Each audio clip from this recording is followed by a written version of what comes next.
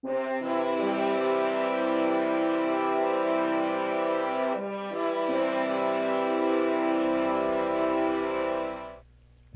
Roage here. For many years, I've been constructing, here at my secret base, the woodshop, a tool of unlimited power in this universe. The Life Star. The Life Star has an ultimate weapon, capable of conquering an entire planet, called love.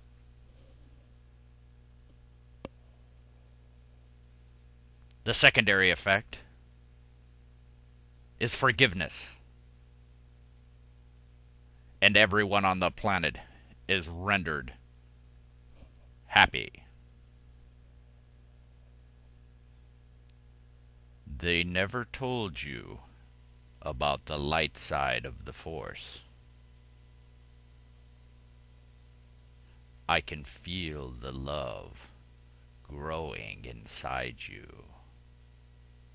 Every moment you make yourself more responsible.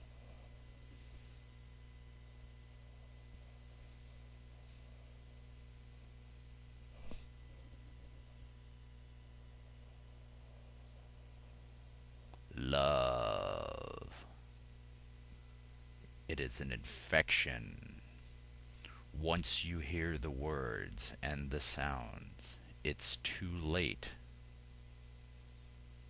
If you're hearing it, it's too late.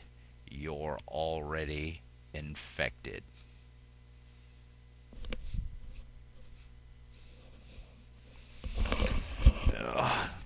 Yeah, enough of that. All right. Well, I'm first. I want to talk to you, nice folks out there in New Haven, Connecticut, on around 600 State Street. I, I hope the commute to Derby isn't big problem for you. And I want to appreciate you bumping up the site traffic, right, and the YouTube stuff. But if you would like that stuff and share it with your friends.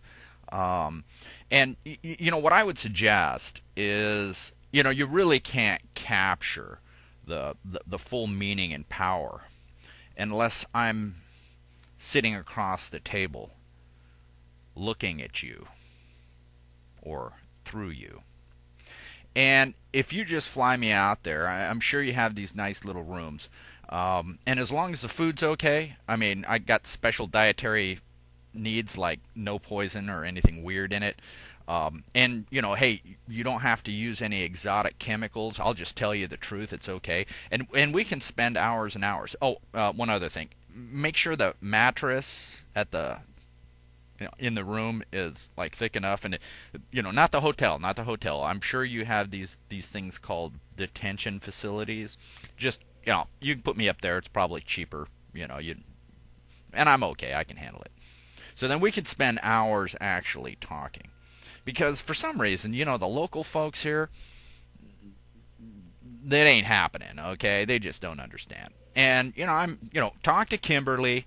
Yeah, she looks very nice. See if you can get that set up. I'll just take me on out there, and we can sit here and talk. And if you could get somebody in the room that actually knows the law and knows what they're talking about and is not confused, that's going to help you. Because you're going to have to realize that we're all on the same team here, okay? And I want to help you. However, I haven't met anybody here that's got it together enough to understand exactly that I'm not the enemy. Okay. Now, if you want to know what the enemy is, there is an enemy. Okay, and it is a threat. And let me help you. If you folks there in New Haven, if you want to know who the enemy is, the one that's really going to cause the problems, okay, the ones that that you're here to protect us all from, then I would suggest when you get up in the morning that you look in the mirror. That is the biggest problem that we faced. I mean, not you just in general, but most people. And you look in the mirror, you're going to see the problem. Okay? That image in the mirror is the problem. The problem is you think that image is you. And it's causing you problems because you're not thinking straight. You can't. That's where I can help. So if you just put me up in the little room there in Connecticut, and I'm not really into that whole snow thing, but hey, I'll accommodate you, and you'll find that I'm more than happy to help you. So then you don't have to like sneak around and try to use all of that educational, criminal justice education to try to figure out my mind. I'll just tell you, just face to face, and then you'll know that hey, I'm honest and actually telling you the truth. So you don't have to go to all of this trouble. I mean, you guys had to be spending all kinds of money on plane tickets. The number of people that I've spoken to around here, and look, they're nice people, and I know they got great intentions, but they can't help themselves. They're confused. They're specifically confused, and they don't know why. I mean, and they're afraid. I mean, the last thing I want to do is scare Twinkies. So if you could actually, find somebody that actually knows what the heck they're talking about, maybe a Supreme Court judge. I'm pretty sure. Chief Justice John Roberts. I mean, I've been watching him. Clarence Thomas, too. These guys know the law. They know how things work. Because one way or the other, I'm going to hit the gatekeeper, right? I'm going to hit the guy that's actually going to know what they're talking about. And he's going to be pissed that you guys have mishandled this thing so badly. I mean, really. I've been cutting you guys some slack because, you know what, you don't have a clue. I mean, seriously, you don't have a clue. And, you're frightened and you're thinking, oh my gosh, I mean, this could ruin anything, everything, No, it's not. See, this is the whole function. See, me and the lovely Beebles, we're actually the product of what this system is supposed to create. It's just that you don't have a clue what the reason for all of this is. But I can help you there. I can show you that you have been diligently working to the actual objective. I just need somebody that's smart enough to where I can actually explain that to them. Now, I'm not in rebellion to the system. Absolutely not. I'm the product of this system. I think it's actually useful. I mean, this is like for the first time in 2,000 years, we've actually figured it out. Back in '65, there was a guy, milling around there that actually got it figured out.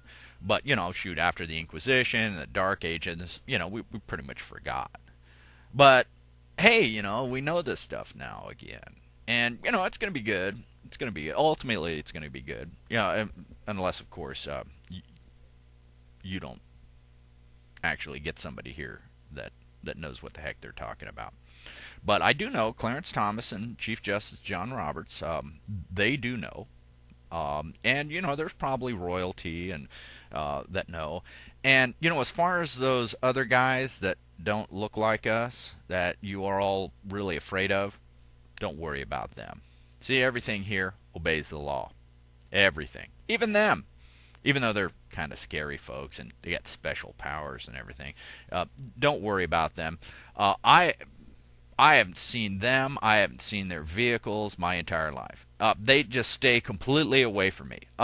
For some reason, they're terrified, and I'm just okay. And the problem that you have is because you're afraid of them. They feed off of that. But hey, a few, maybe a week or so of me talking to you, you'll lose all that fear. And, those guys, you'll find out that they're not, these, evil transdimensional beings that you think they are. they're actually really helping out here. They're here by contract. They set up the environment here for us to play around with it, and think we're all evil and stuff, and do all of that stuff. So don't worry about any of that. We'll fix it. We'll get it solved, and you know what? Hey, it's in your best interest. It really is. And the last thing I'd want to do is scare you or hurt you. And you already know I'm peaceful, and you already know that the most dangerous aspect of my experience is that I'm not a pedophile, and I'm not a thief, and I'm not a liar, and so I know it's really uncomfortable when you have somebody you really don't understand. Somebody that actually has integrity, is honest and truthful, and isn't in a continual state of criminality. So I'll probably not be president. But hey, look, it's something new. I understand you've probably not ever experienced this before, but hey, let's get together. Hey, if you buy a couple of beers too, that'd be great. I'm sitting here in this minimalistic sort of existence right now, and it would be kind of nice to have a beer once in a while, but a Shiner Bock is good, or a Spaten, a good German Spaten would be good. Yeah, I would really like that. So if you could kick in a couple of beers, I'd be happy to tell you anything, and I can speak for 12, 15 hours straight, so that everything about me, everything about the law, and I know all the ways to help you overcome those things that are keeping you from seeing straight. So, let's do it. You just contact me, just send me an email. The whole sneaking around thing, it really isn't working, because you know what? Hey, you guys are spending hours and hours on the videos, and I'm getting no likes out of it. And hey, don't be afraid. It's okay. It's okay. We'll take care of it. There's really nothing wrong. There's nothing wrong here. There's nothing evil here, and nothing bad's gonna happen, and it's okay. Actually, technically, you are fulfilling your duty. Okay, so if technically you are. So if you analyze the law correctly, you'll find that all of that power that you think you have is actually an outgrowth of a strict application of the law.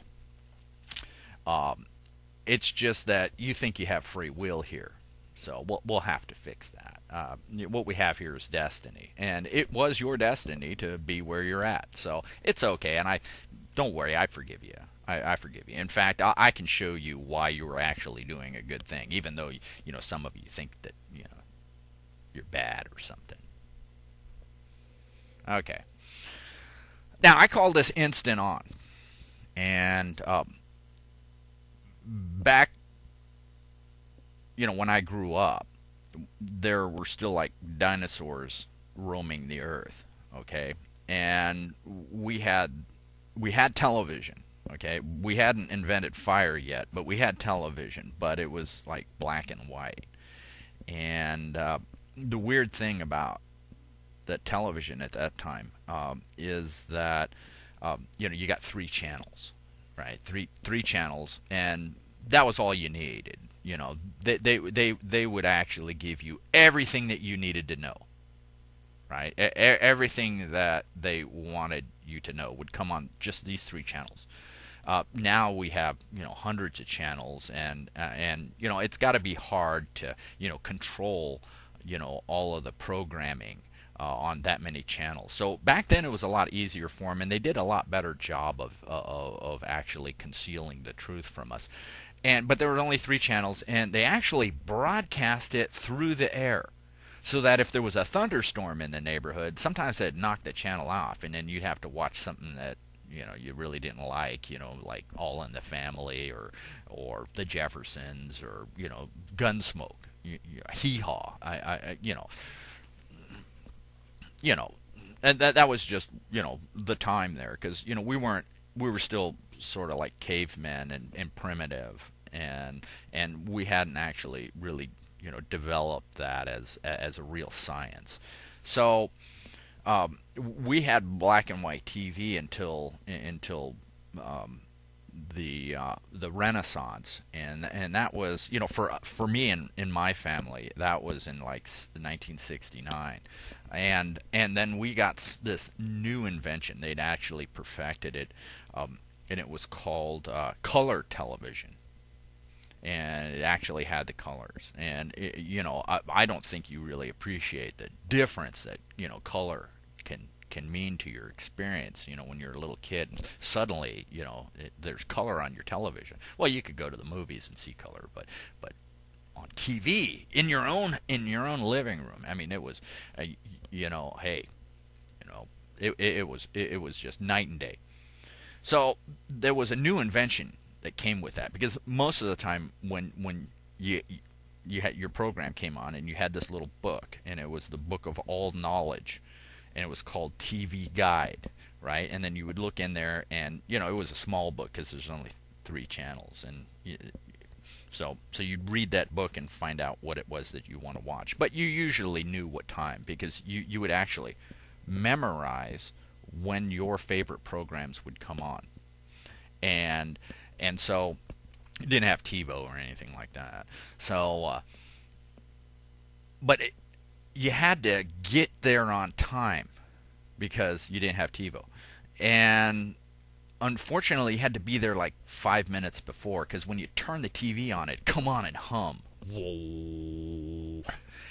But the screen would be black, and it would have to warm up.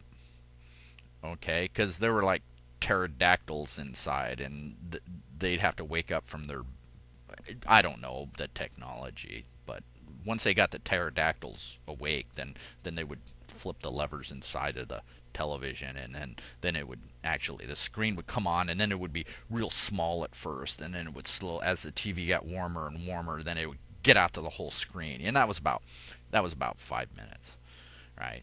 So in '69 we got a new TV, and it had something on there called InstantØ.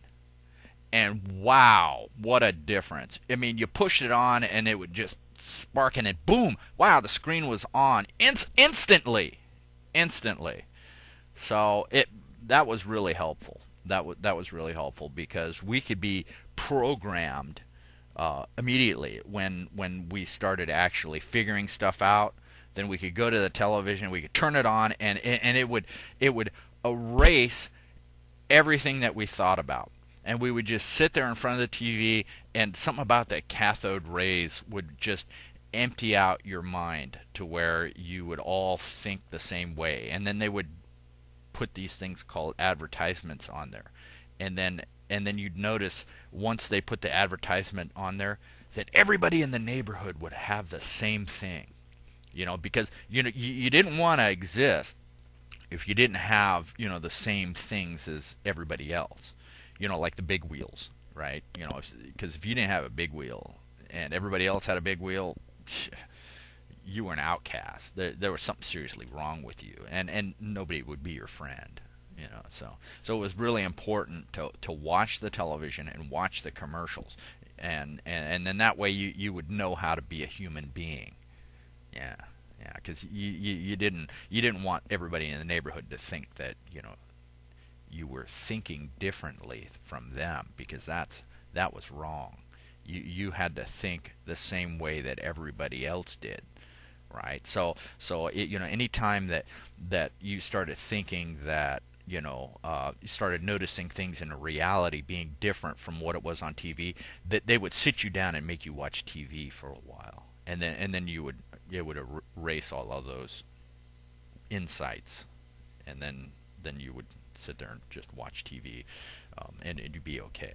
Yeah, you'd be okay. Yeah, you'd not have any of those insights, inspiration, ideas, creativity, because that could lead to happiness,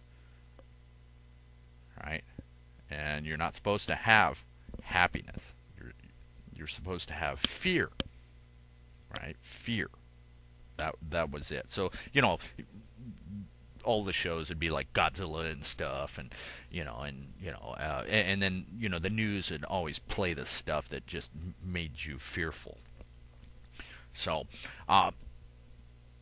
later as I grew up and got older, I found out that there was a new thing that I figured out was instead of instant on being such a wonderful thing, there's something that I learned called instant off.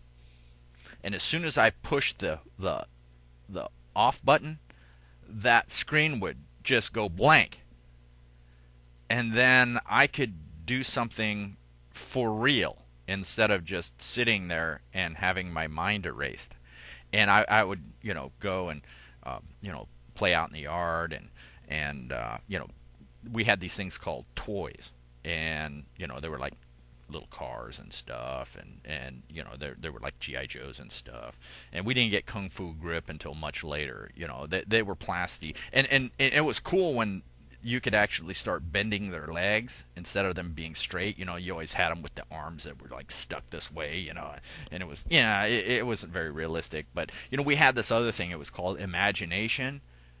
Yeah, and when we used imagination, it really didn't matter if GI Joe's arm, stuck in one place, because imagination would allow us to just look past that, and it's sort of like a lost art. So this is one of the things that there's all of these cool things that were going on back during the dinosaur age that we've all forgotten. So I'm bringing that back to you, so all right. So I just thought I'd just ramble on and waste your time by maybe relating some of the interesting experiences that I've gone through, and some of the things that happened to me that most people would decide are totally insane. But that's okay. It's you know it it really doesn't matter if you believe me or not. The only thing that matters is I believe it because I saw it. It was for me, and it was only for me apparently, because I tell people this, and they look at you saying, "Oh yeah, sure, yeah, we believe you. You've been watching enough TV." Yeah, so that's what I get. So, you know, in 2006, I had this experience, and if you watch the other videos, I talk about it, and when that happened, that was probably the most profound life changing experience. And I mean, there were actual physical changes that occurred, and I'll go into that. But when that happened, it was, and I call it it started this thing called a great download. That's what I call it. And the weird thing is when you're confused, meaning not fused, when you're not of one mind, right? Toned, that means at one mind. Meant means mind. Okay, so when you're at one mind, all of this stuff comes down, and it's this massive download, and it's like forced into your head almost so fast, it's just overwhelming. Sometimes it helps to actually speak because it actually relieves the pressure. But it's so much information. It's law. It's common. What's called common sense, and it comes down immediately, and it gives you all of the things that you require to be responsible. Okay, so you got to know the law, and you got to understand how things work. You got to pay attention to the now, and when it comes down in a flood. Okay, it's this download, and it just comes down in your head, and mine took about 2.5 weeks before most of it came down, and then as it came down, I started seeing all of the events in my life, and seeing the reason why they happened. Every single one, and most of them were things that were in me that are really uncomfortable, that happened to me, that I thought somebody did to me, and then I noticed that it was me doing it, and why I was doing it, and the great lessons that I learned from it. And I believe they call that watching your life pass before your eyes.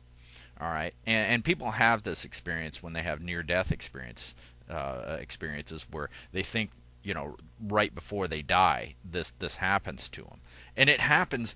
I mean, most of it happens real quick, but the effect takes like 2.5 weeks. It's sort of like it's sort of like compressed, and then there's like a 2.5 week period where it's it's extracted, right? And then while it's being extracted, you need more neurons in order to hold the information, right? Because now it's part of your conscious experience, so you need more neurons. And the faster it extracts, right, the faster you want the information, the more neurons you need. And that kind of hurts. It's like a headache. Okay, it's like a headache. I mean, you can handle it, but it's like an ache. And then there are periods of time where all of a sudden you get really sleepy, and then you fall asleep for like 10 minutes, but it's still coming down. It's still extracting, and then you'll wake up after 10 minutes and something's different. It's like your processor's being rebooted, right? Because you can't have these changes while you're conscious because the change is so abrupt. So what happens is you go to sleep, you shut down, and then you come back up, and it reloads your life operating system so you can actually, so these big changes actually go through, and then when you wake up, something is different. Well, this happened to me, of course. Then I was like really happy, and I had all kinds of energy. And one thing that happened was that they call it the veil dropping, right? And you see the difference between fiction and truth, and then you get shown how cheesy the life simulation really is. Okay, it's pretty lame. Okay, and you get to, it's sort of like looking behind the scenery at the on the movie set. I mean, it's bad. Okay, it looks like a cartoon. It's a two-dimensional thing. I mean, it just looks like 3 dimensions because that's part of the construct. That the interpreter actually creates the image or the impression of 3 dimensions. Yeah, that's one of the, okay. So and that's what the projector, the brain, actually does. Gives you this this impression of 2 dimensions or 3 dimensions, but it's only 2 dimensional. And you get to see it for a little while. Of course, I'm freaking out. I'm thinking, wow, it's going to stick like this? But as soon as I thought that, then it started stabilizing, and it started rendering correctly. The render engine was working right. But once you go through that experience, you never forget it. So then you really, I mean, it really hits home how cheesy the simulation is. So that happened. And I was getting certain principles shown to me, and one of them it was important for me to know was that everything happens for a reason, and it's a good reason, right? And that's a little bit harder to just really accept. So I had a friend in Hong Kong there, and his name was Lee, and he's still my friend, and I love him dearly. Okay, so this great thing happened to me. Of course, my wife looked at me and says, "Oh, you're having a nervous breakdown." Yeah, you know what, I know what that's like. And I said, okay, so if it's a nervous breakdown, why do I feel so good? I'm actually happy. I says, I remember a nervous breakdown, and there wasn't real good feelings there, And I said, I feel great. He says, not only that, but I'm figuring out critical things in my life, and I'm losing all of this emotional baggage, and I'm dealing with issues that I've wrestled with all of my life. I says, and I feel great. So I don't think that's what it is, right? So, but here I was, and I says, wow, I want to tell somebody, right? So I said, I hadn't talked to Lee in maybe several weeks, and this was sort of in the unpacking process. It started slowing down a little bit, and then I had this thing called clarity, where there wasn't a single thought in my mind anymore. That dialogue in your head that's constantly labeling things and naming things, the ego, that stopped. And I could actually sit for an hour or two and have nothing in my mind at all. And I noticed that when I did that, after a period like that, things would come, and they would come in the form of symbols.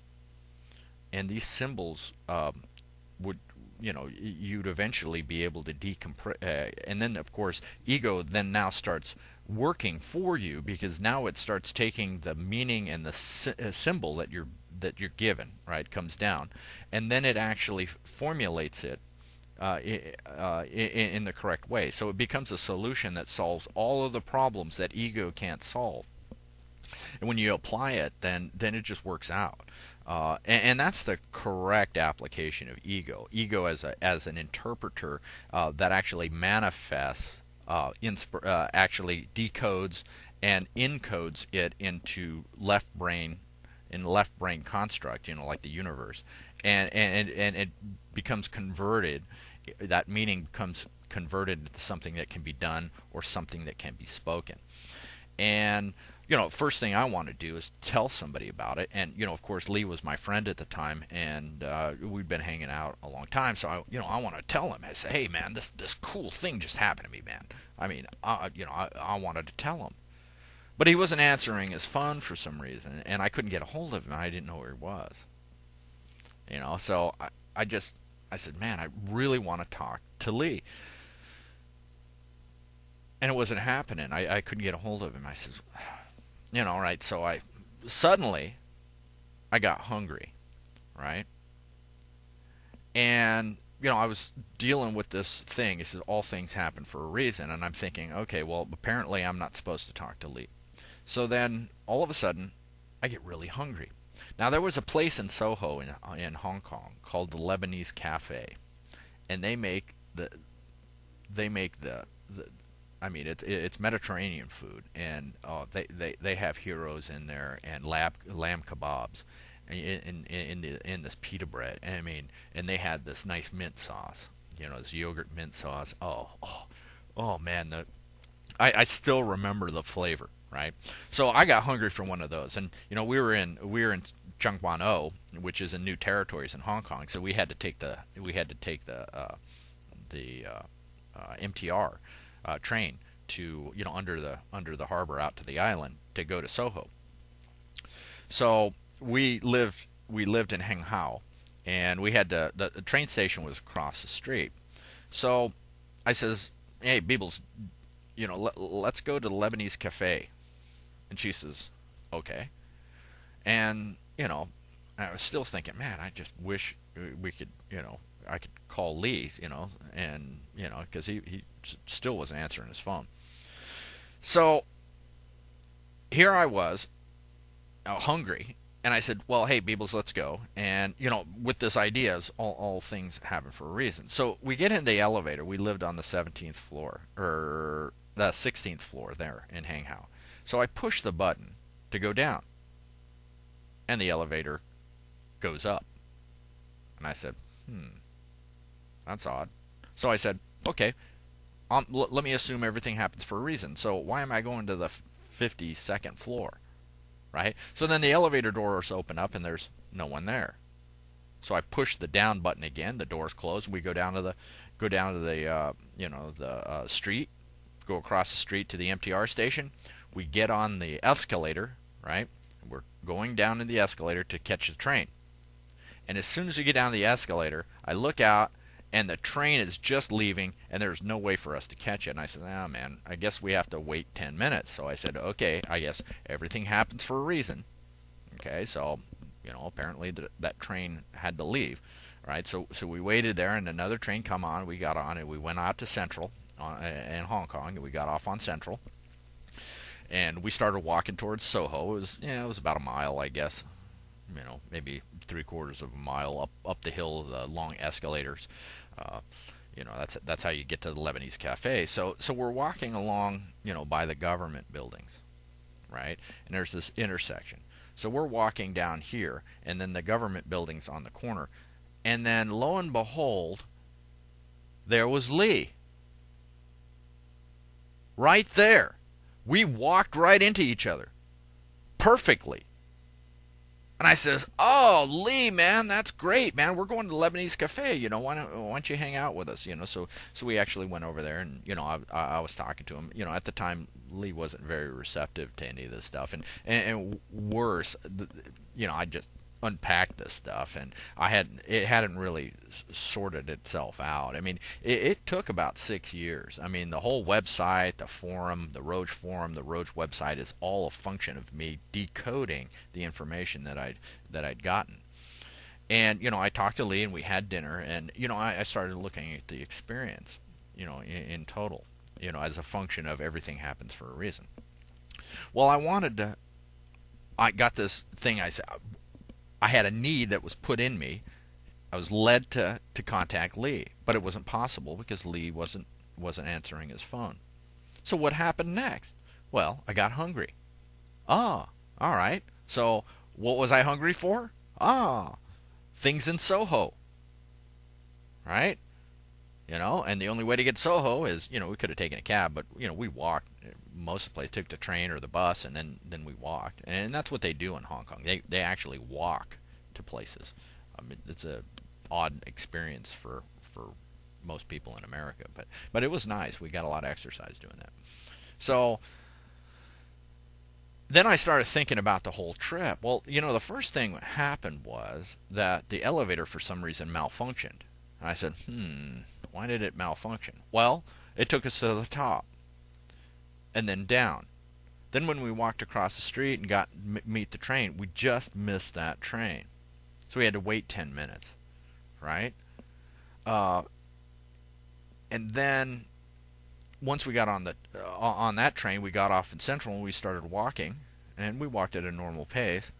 And then that's when we hit Lee. But if we would have made the train before, we would have been past Lee, and we wouldn't have met, right? Something had to set that timing up to where we both crossed at the same second. Because if he was too early, then he would be over here, and if we were late, he would be over here, and we wouldn't have seen him, right? And if he was early, then he would have been here, and we would have passed him up, and then it wouldn't have missed. It had to be set up perfectly for us to hit that perfect intersection. And the elevator didn't go down the way we needed to. And that caused us to miss the train. The missing of the train said that the amount of time that we were walking set up that intersection perfectly, such that lo and behold, the need to talk to Lee was satisfied. And the only way it was satisfied is that timing had to be set perfect. So the elevator, the train, the distance that we walked, the fact that we had to get to that place, Lebanese Cafe, and the fact that I wanted to talk to Lee, all happened like clockwork. Okay? So that's when I first started seeing that everything was happening for a reason. So the more I started accepting things as being necessary, because when you're sitting at a stoplight, if Roage, if you're so enlightened, right, then why do you have to wait at stoplights? Well, you got to think that, hey, what lies ahead?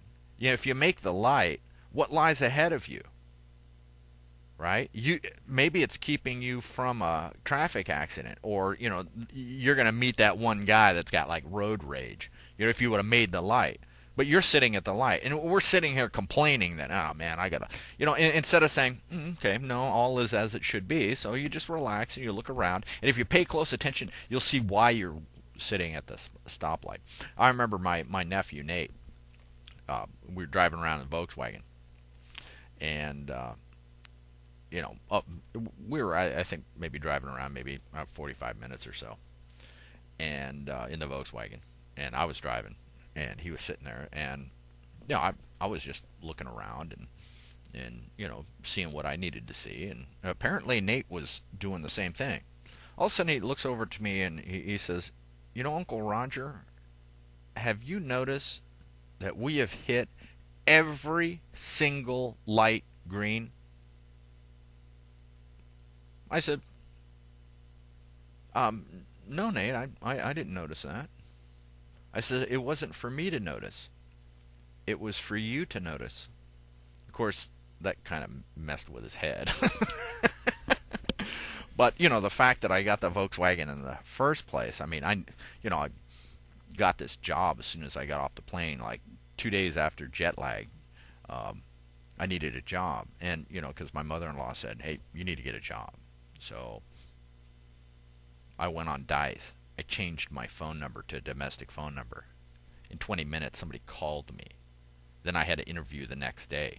but I didn't have transportation because see we were back in the United States. Of course, you got to drive everywhere, and I didn't have transportation to go out there and do that.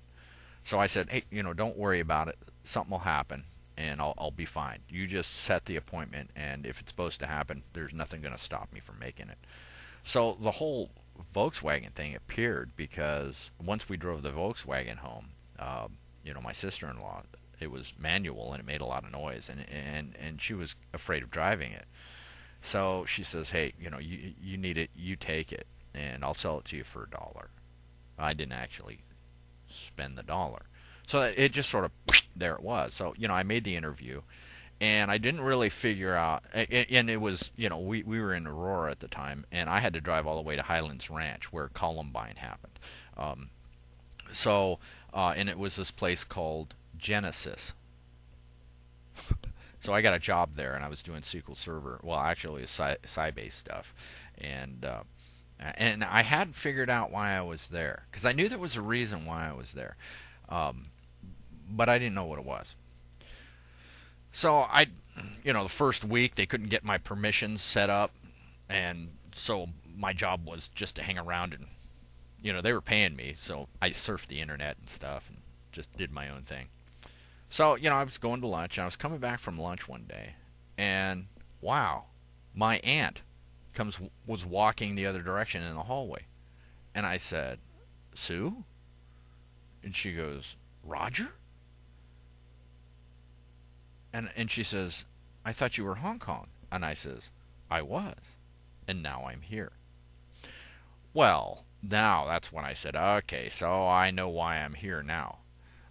So then we actually had a talk, and we were actually finishing up conversations that we actually started probably 10 to 15 years before. Okay, almost 20 years before. And I started telling her, some things. And she put these things together. Well, the Genesis wasn't paying her the kind of money that she really wanted. And, she was talking to me, and all of a sudden, within a week, she ended up getting a new job. It was her dream job. And wow, she was getting paid what she thought she was worth. And right after that, apparently my job was done. And so then the contract at Genesis Communication ended for me. And this is the way my life is. Everything happens like clockwork. Even the situation that I'm dealing with right now, it was just a matter of time before the way I am was going to start affecting everything around me. So, I mean, and that's true for, the federal government, state government, and the people that I work for. So when I went to work to Clear Result, basically, I needed a job. So, of course, Roage gets all excited, gets motivated, goes out in the backyard and does the only thing that really helped, and that was sit down, empty your mind, no feeling, no thought, and I sat there in the backyard, and I says, okay, if this is supposed to happen, then I'm going to just sit here until it happens.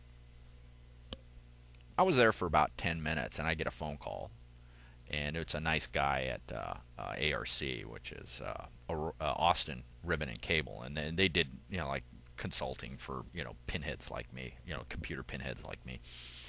And wow, I mean, I couldn't.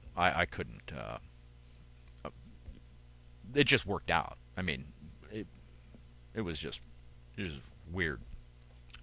Not weird because I was more than used to it after this has been going on for like 5 years and everything's happening like clockwork. So wow, was I ever installed in an incredible expression of ego? I mean, everybody there were very egoic. There weren't a lot of folks there that you would consider, conscious. There, I found the ones that were, however, but the upper management just wasn't conscious, and it was just a matter of time before their behavior would cause problems for themselves. So I was waiting for that to happen because I applied the law. I knew it was going to happen. So eventually it got around to them causing problems for themselves. And all the while here, I'm trying to help them.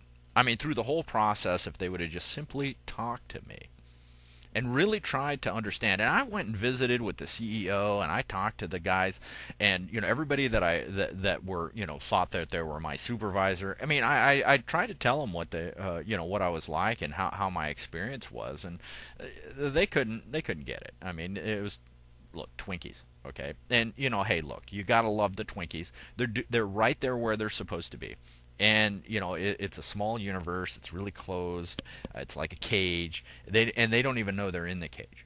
Okay, and then after that, here I am. I'm literally talking to people whose job it is to manage the people farm here in the United States. And no matter who I talk to, they couldn't get it. They didn't understand it. And even now, they finally, there was an acknowledgement finally that there's something more going on here than met the eye. So look, I mean, until I can get to somebody who's really competent, I mean, truly competent, and most of the people in the United States are just not competent. I mean, certainly people that are watching this video are competent, and once I get to those people, then they always say, "Hey, yeah, no big deal. Let's just leave this guy alone. Hey, and we'll obey the law, and so we're not going to stick him out on the street naked." And there's really no harm in letting me do these sorts of things, because only the people that are supposed to be to know this information and are ready actually can understand what it is that I'm talking about. Okay, so it's not like, I mean, you look at the website. I mean, the number of people that really are at a place that they can even hear this information, and then the people that can hear it have a hard time believing it. So there's a very narrow bunch that actually start on that process, and it usually takes quite a while. Because we have a problem with ego. The last thing it wants to do is lose control. So the government officials are looking at me as somebody. He's dangerous. He thinks in completely different ways, and somehow heaven forbid that other people start listening to him in droves. Because all of a sudden it's going to destabilize all of our tyrannical control mechanisms, and. Yeah, right now, although the number of people that can actually understand what I'm saying is growing, it's no flood, folks. I mean, really. So I mean, and not only that, but I'm the number one guy that would actually help them, maintain their systems, because right now they've placed themselves in a position to where they're actually undermining the control systems. If it's supposed to happen, it's supposed to happen, and I'm happy to be a part of it. But I'd like to help them. But so far they haven't been able to put a guy in front of me that has any sense. And once they do that, then I'll be okay. For instance, the Texas Attorney General's office, right? All I wanted from them was to go and talk to the company and say, "Hey, folks, you just need to talk to this guy. He's actually protected you." And shoot, they wouldn't even talk to me. All I wanted to do was meet with them and actually present my evidence and show them how I protected the company, and show them that all of this stuff was unnecessary. And of course they said, "Well, why don't you get an attorney?" And I said, "I don't need an attorney for this." I says, "This is not a civil case. This is criminal. And as the Attorney General of Texas, you've taken it upon yourself to be responsible for any kind of criminal prosecution, and this is a criminal case. If you just sit down and actually hear my evidence, then you would understand that it's a criminal case and it's not a civil case. So I don't need an attorney. Not only that, but I don't need anybody representing me anyway." And to do that would be a problem. So I basically told the attorney from the Attorney General's office, I says, "Look, all I expect the Attorney General's office to do, or the Attorney General to do, is to comport himself according to the law, as a function of his duty and true duty and responsibility to me and everything and everyone." And the guy tells me that's not going to happen. Okay.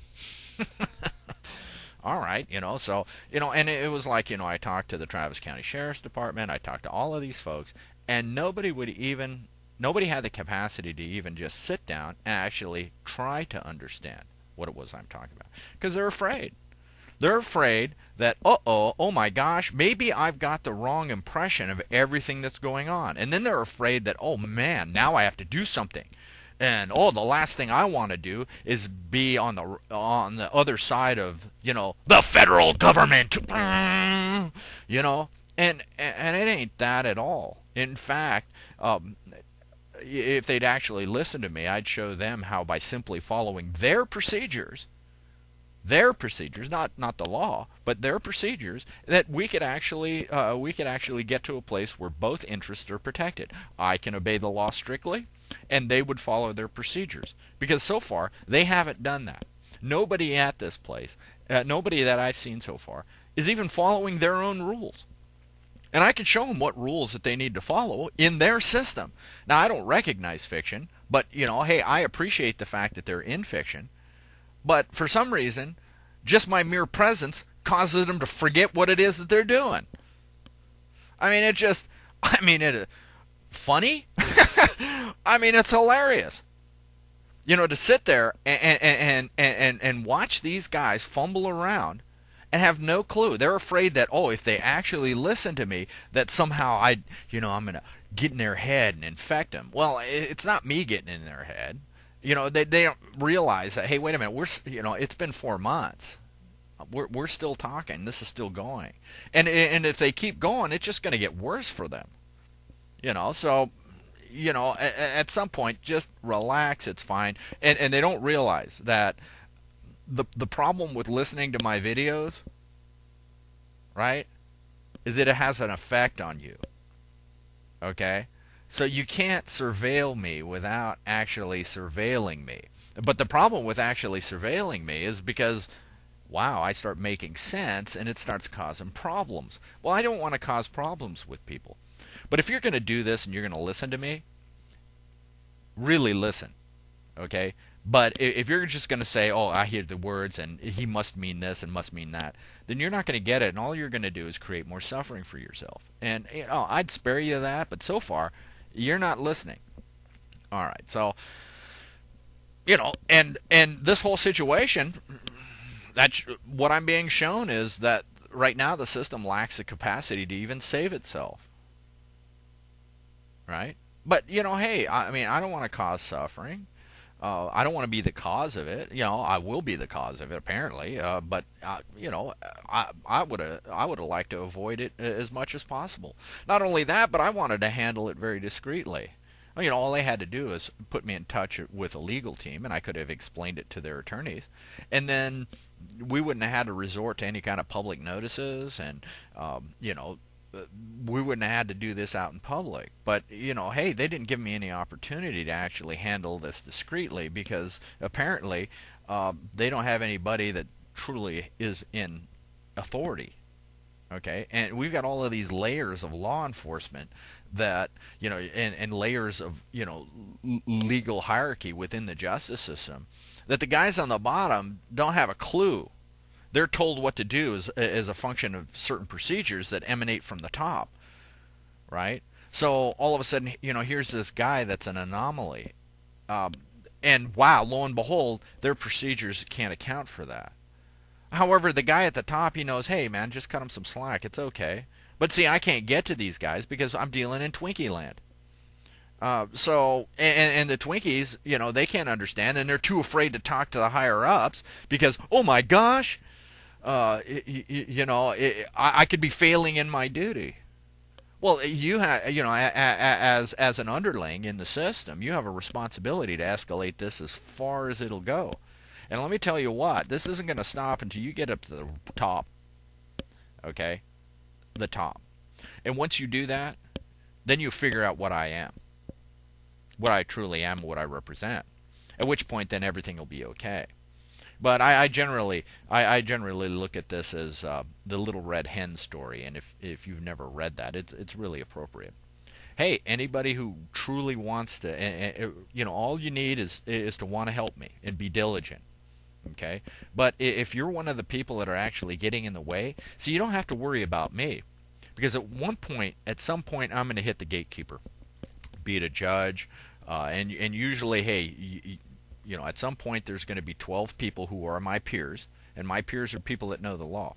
Okay, the judge will not put Twinkies in judgment over me because he knows that he can't do that, and he's not going to break the law. I'm sure that there's judges that are confused, however, but I know some judges that are not confused, like Clarence Thomas, and shoot, there was a judge here in Williamson County that knew the law. So I'm not one of these people that says, hey, the judges are criminals. Nah, they're stewards. They're watching over the Twinkies. They're the gatekeepers, right? That's why you always hit those guys. If they're going to put you in jail and punish you for some sort of criminal act, it's going to be part of a process. So eventually, all that's going to happen is I'm going to hit one of these gatekeepers because, quite frankly, right now I'm not going to do anything. I'm not going to, I don't want to do a business with the IRS because they're a fiction. And I know that. And so far, all I've wanted people to do is establish the lawful authority that gives them the power to do what it is that they're doing. Okay? Because I've had to look.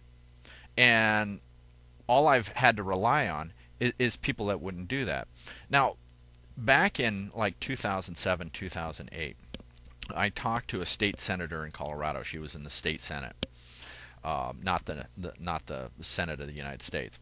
And she was up and coming, and her name was Morgan Carroll. Okay, I said, I explained to her what I was, that I was technically a living man, living church, and I says, okay, and under that authority, then I'd like you to read a presentment to both houses of Congress with the governor in attendance and the Colorado Supreme Court. And what I wanted to do is reestablish their commitment to law. And at the time, I still thought the Constitution had force in law. So I read this thing to her, and at the end of this presentment, there was a question, and I asked that question of Morgan Carroll. And my wife was there, and I asked her, I says, Morgan, are you, my public servant, someone that I can trust? And Morgan, she had this weird look on her face, and she took a few moments, she says, honestly, I don't think you can. That's when I said, okay, so you are not my trustee then. Because if I can't trust my trustee, then you're not my trustee. So that's when I started thinking, well, wait a minute, there's got to be something else going on here. There's something that I'm not understanding. I talked to the Secret Service, and they said that due process does not apply here. Well, if the so-called Constitution was the law of the land, then due process always applies. But where was I? And in studying what they'd set up, then I realized that, wait a minute, we're talking about fiction here. And we're not talking about public servants. We're talking about people here in the United States being nothing more than livestock. And, of course, they're confused, so yeah, they're livestock. Until they wake up, then we have to treat them like livestock, and we have to tell them what to do. Okay, and that was the consistency. I mean, there was a lot of people there who think it was a function of contract, adhesion contract. Well, adhesion contract only applies to people that don't know any better, people who are confused. And adhesion contract is a colorable legal positivism. It comes out of legal positivism. However, for a real living church, someone like me, to even be bound to contract, I have to have the reasonable means of discovering the terms. So this whole process, even from 1999, this whole process has been about, wait a minute, I want to follow the rules. And I want to know what those rules are. So I ask. I studied. I did the diligence, where most of the people in the ranks they don't know. What they do is they rely on other people to say, this is what you're supposed to do, this is what you're supposed to do. But I want to know what that is. Right? How can I obey the law without knowing what the law is? Without knowing how it applies? Without knowing what it applies to? Now, so far, there's been nobody that actually has come through and either confirmed or, you know, they don't confirm it, they don't deny it. However, their actions indicate to me that I'm right. Now, for some reason, they're afraid of telling me this because they're afraid that somehow I'm going to, use that against them. Well, I can't use that against them because, hey, I'm just here for the show.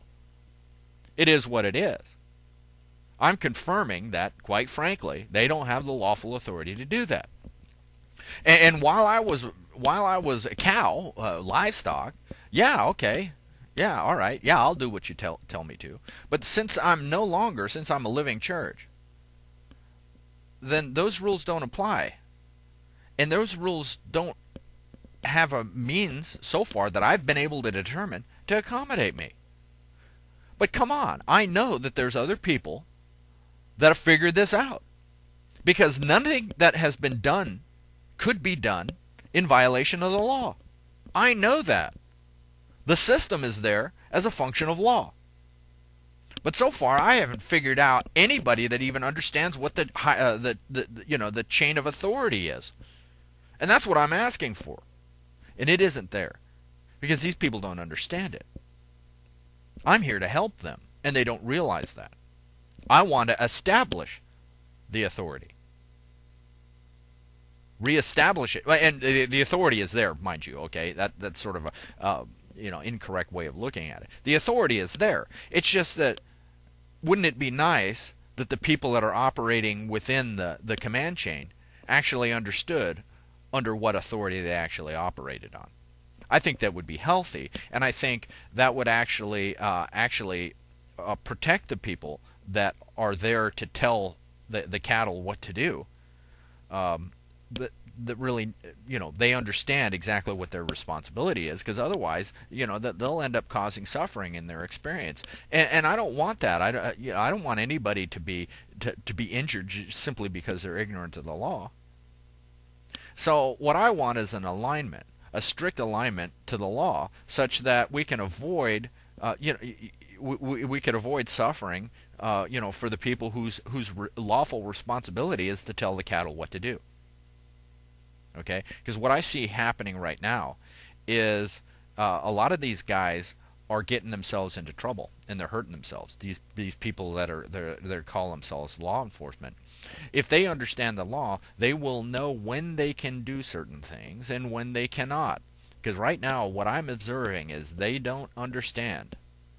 Okay, and they're causing themselves problem and suffering. I mean, it's no surprise that in law enforcement you got the highest rates of alcoholism, and suicide rates are skyrocketing. Nobody wants that, and there's no reason for that. I mean, attorneys themselves, a lot of these guys are uncomfortable with what it is that they do because they're not quite sure that what they're doing is right. Right? They have to understand that, hey, wait a minute, no, you're there for a reason. Because you really don't have any choice. You're there according to the law. And you're doing exactly what it is that you're supposed to be doing, so you might as well get comfortable with it. That's true for people who are in office, in the corporation, the United States. These people really need to know what the purpose of what it is that they're doing, so that they can teach those, everybody, hey, just relax, it's okay. However, right now, we're at a point where, people don't understand this, and they operate in complete secret. Okay? That's not helping anybody. Right? So, we're in danger of collapsing the entire system, and a lot of the pressures that are occurring here in the financial systems, in religion. I mean, the church is having a heck of a time containing behaviors of their underlings, and they don't know enough of the law, sadly enough, because they really should, but we've lost it apparently. So they're losing control. Financially, it's it's unbelievable. Like the other day on the comics market, they sold 192 million ounces of silver. Okay, that's 3 years of actual silver production in the United States, and it was sold in 20 minutes. And this is to depress the actual silver price down because certain banks have sold have been selling short on silver and they're getting in a short squeeze. Okay, but 192 million dollars of paper. Okay, at some people are going to say, hey, I've got a silver contract. You got to produce that actual metal, right? So they're and the worse it gets, the bigger the problems. I mean, how many trillions of dollars of paper are we just going to print? I mean, it's already unsustainable. It was unsustainable in the 80s. It was unsustainable when the system was created, actually, in truth. But, everybody except the folks at the, ultimate top actually knew that. We're still figuring this out. And the more law enforcement tries to control this, the more they're going to flummox themselves. And people are going to get hurt. Namely, law enforcement. And we got to realize, folks, we're all on the same team here.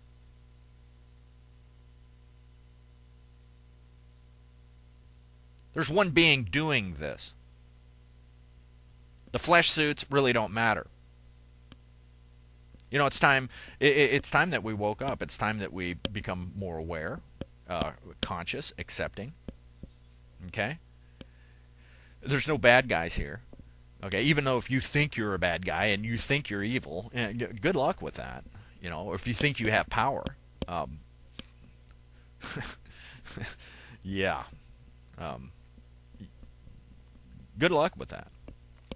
I mean, honestly, if I was truly a threat, I mean, they could have bagged me a long time ago. They have all of the executive orders to just simply label me a threat and black bag me. But we're still talking for some reason. Why? Why? It must be under investigation. Well, how long am I going to have to sit here in the woodshed, folks? If you're going to commit your crime, commit your crime. Go ahead. I won't resist you. I'm not going to be party to your crime, however. But I won't resist you. Go ahead and commit your crime. On TV, the criminals, man, they don't waste their time, man. They hit the bank, they go in and just take care of it. But if you're going to commit your crime, just go ahead and do it. This perpetual under investigation where, I sit here and talk to an endless stream of Twinkies that really, can't do anything to even save themselves. It's not helping you. And the pressure is on for you. I don't know if you're paying attention to the news or actually your secret communiques, okay, within your circles. But, the whole zombie apocalypse thing ought to be pretty frightening because, the zombies are going to be you. Right? Anybody who is not conscious at a sufficient level is going to be a mindless animal. And let me tell you what, I don't care your flak jackets, your stun guns, your active denial, non-lethal weaponry, or even a gun is not going to be useful to you. Sorry about that. Yeah, sorry about that. Wow, it was strange. Somebody actually wanted to speak with me. So anyway, getting back to what I was saying. So, all of these tools, all of these weapons, all of these things that you think make you powerful are going to be completely useless to you. Not only that, but the fact that you're organized into groups and that somehow you're going to be going against a largely unarmed populace. That somehow you think that you're going to actually prevail in this, and you don't understand that your cerebrum is powered by an energy field that you have no concept even exists.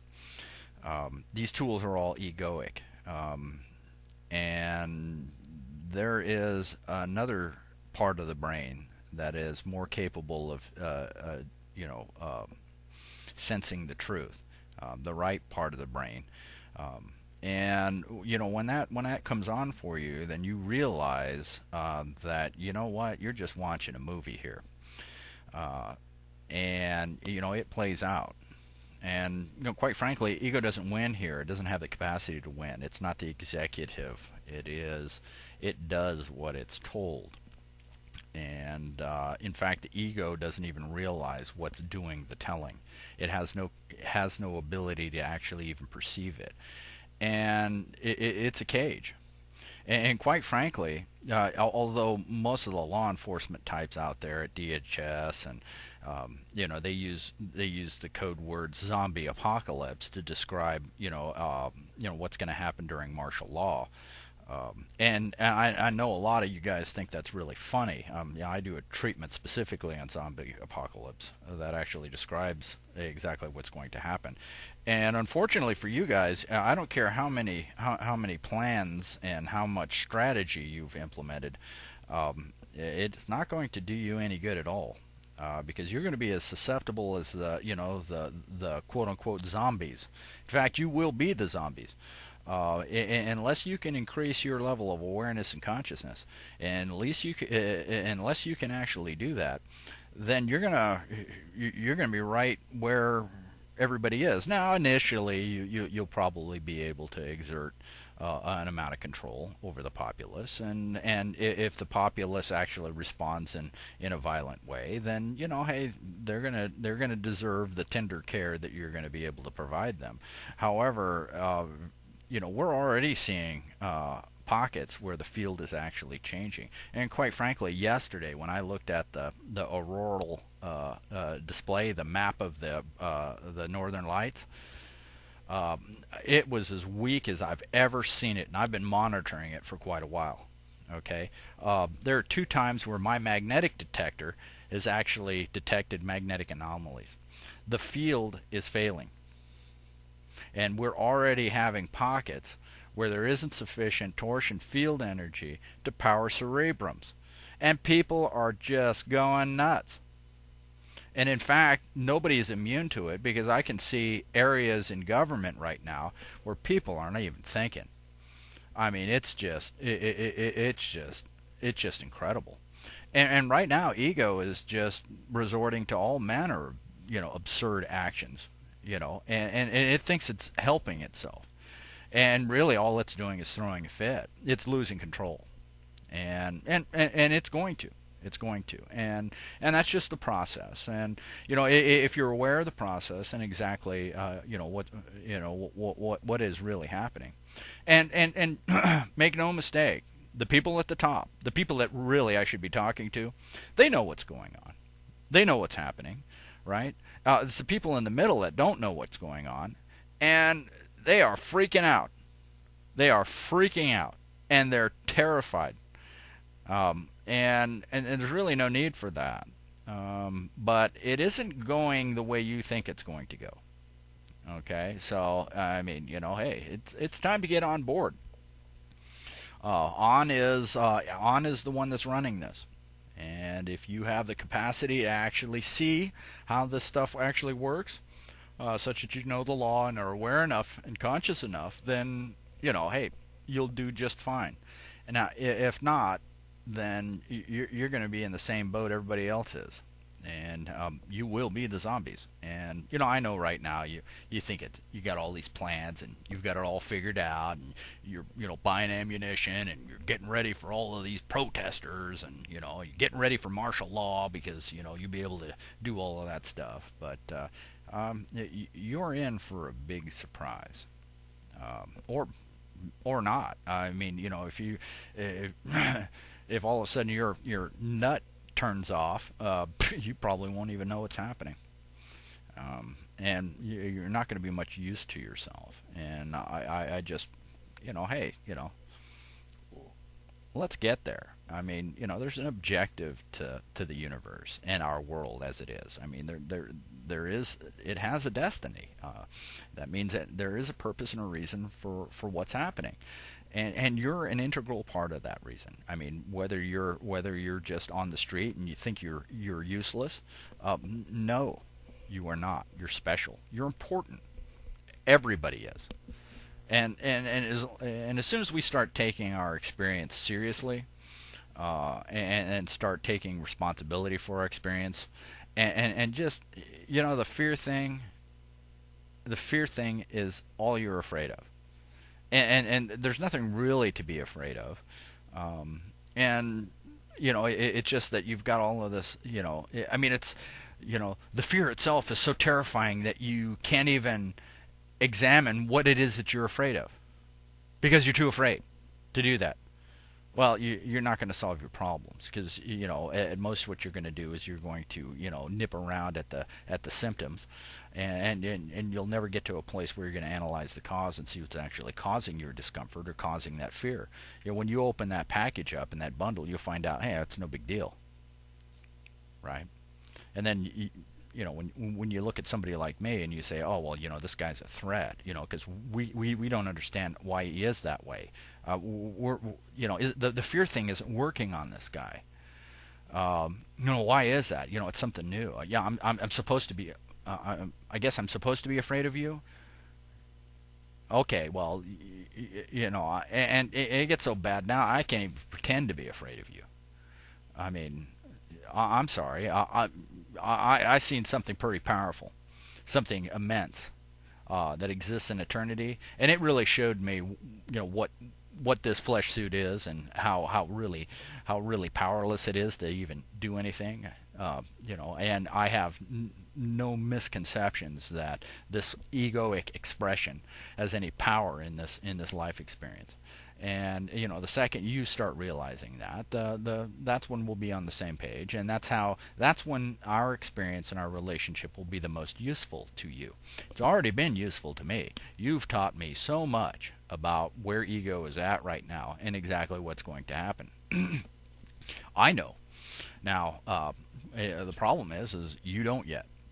So, if you're looking at me and trying to assess me as a threat, I have another capability that most people are actually unfamiliar with, and it's called forgiveness. Okay? I have an unlimited capacity of cutting you a break and looking past. Right? You're confused. It's okay. You're irresponsible. You're you're nuts. It's okay. You're going to do things that are stupid. Uh, you're going to try to hurt me, but that's all it'll be. Is just trying. I have an unlimited capacity for forgiveness, and we can actually sit down, talk, and constructively work through your experience, and get to a point where you understand what your purpose and true reason is. At which point, then, wow, suddenly what I say will start making sense to you. And then, more importantly, you'll have a proper grounding. And you can arrive at a point of happiness and a point where, wow, you don't have to be afraid either. And, we can all be heroes here. Because, whether you go with consciously or with an awareness and with acceptance, with regard to your immediate situation, or not, really doesn't matter. You either go with eyes open, or you go kicking and screaming. That's the process. I've seen it in action over and over and over again, and there's no variation there. Once you start watching these videos, once you start getting this information, it already starts working on you. And you don't realize that the fact that you're listening for whatever reason you think it is, right? Maybe you're an investigator or a criminal profiler, and you're watching these videos to try to get inside this brain. But really, unfortunately, it's not my brain you're getting inside of, because technically I'm just a reflection of you. It's your brain that you're getting inside of, because I'm showing you an aspect of you that you probably are not familiar with yet. It's there inside of you. I know it is. And it's trying to come out. This flesh suit, your thoughts, your will, it's not going to stop it. So you can do it with a minimum amount of emotional attachment and strain and suffering, or you can do it kicking and screaming in absolute terror. But self, or on, has the capacity to push you past ego's breaking point, and it is very good at it. And it always wins. Always. Every time I've seen it, eventually it will drag drag one who is ready and determined to go through the process. Unfortunately for you, if you're listening to this right now, that's you. So eventually you're going to go through the process. You decide what is going to, the more you resist, the more uncomfortable it'll seem for you. But, it's up to you. It's okay. I mean, should anytime you want to actually take responsibility, start paying attention, start accepting what you see, that's when, wow, you start understanding what's happening. You'll see the purpose and meaning for it, and it'll be very comfortable for you. If you don't do that, it'll be very uncomfortable for you. But that's okay. It doesn't really matter. Your ego is going to crack one way or the other, and you can't blow it here. So any uncomfortable situation you get yourself into is necessary because you're learning a lesson. And that suffering actually makes that lesson more meaningful to you. See, without that suffering, you're liable to forget the lesson. And because this is an educational process, you came here to learn something very specific. And you're going to get your money's worth. So, yeah, I've still been waiting for the people that are protecting me and helping me. I'm still waiting for them to actually just relax and stop treating me as some sort of opponent or enemy. And when they do that, then they'll find out, wow, because right now you're not allowing me to help you. And you don't even know you're doing it.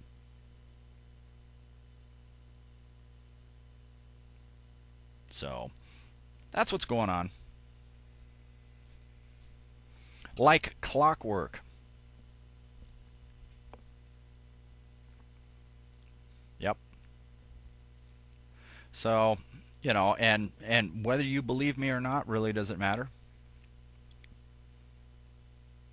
See, you can't surveil me without listening to me. You can't know me without trying. And the second you try to know me, when we have a meeting of the minds, when you start knowing what I know, you're going to change. You have to. No, I'm not going back to that. I'm not going to exist ignorantly in a dead corporate shell with the misconception that things happen as a function of luck, chance, and accident.